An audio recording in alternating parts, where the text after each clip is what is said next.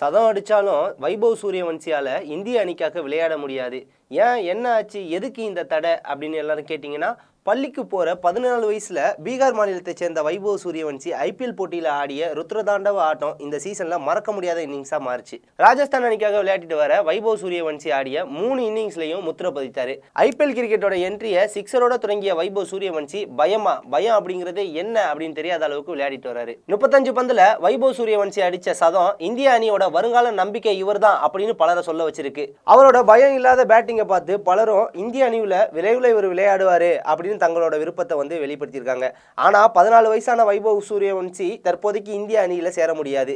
அதுக்கு காரணம் என்ன அப்படின்னு பாத்தீங்கன்னா, ஐசிசி விதிப்படி எந்த வயசுல இப்ப அவர் புகழ போறாரோ அந்த வயசு காரணமா அவர் ஐசிசி விதியால இந்திய அணிக்கு தேர்வாக முடியாத நிலை இருக்கு. என்ன அப்படின்னு பாத்தீங்கன்னா, அதாவது ஐசிசி விதி 4.1 படி சர்வதேச கிரிக்கெட்ல ஒரு வீரர் விளையாடணும் அப்படின்னா 15 வயசு அப்படிங்கிறதா தகுதியான வயசு. வீரர்களோட பாதுகாப்பு மேம்பாட்டிற்காக இந்த 15 வயசு உள்ள ஒரு ஆள் தான் சர்வதேச கிரிக்கெட்ல விளையாட முடியும் அப்படின்னு அந்த விதி சொல்லுது. இது அண்டர் 19 கிரிக்கெட் உட்பட சர்வதேச கிரிக்கெட் போட்டிகளுக்கும் பொருந்தும்.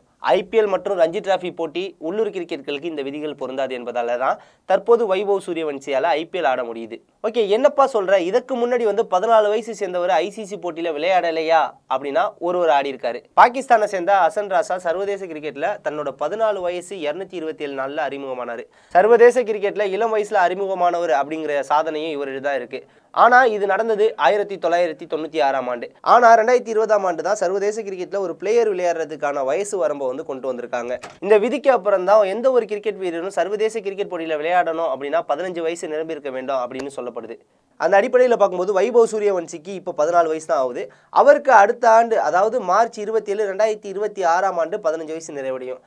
அப்படின்னா வைபவ் சூரியவன்சி இன்னும் ஒரு வருஷம் காத்திருக்கணுமா அப்படின்னா இதுக்கு ஒரு வழி இருக்கு.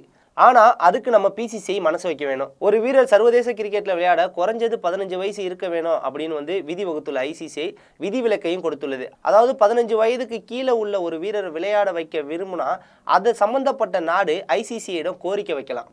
ஆனா ஒரு வீரரின் விளையாட்டு அனுபவம், மன வளர்ச்சி மற்றும் ஆரோக்கியம் ஆகிய எல்லாத்தையும் சர்வதேச கிரிக்கெட்டின் தேவைகளை கையாளும் திறன் கொண்டவையா இருக்கணும். இது எல்லாம் இருக்கு அப்படின்னு ஐசிசி உணர்ந்தா மட்டுமே அந்த வீரர் 15 வயசுக்கு கீழே இருந்தாலும் தேசிய அணிக்காக விளையாட முடியும்.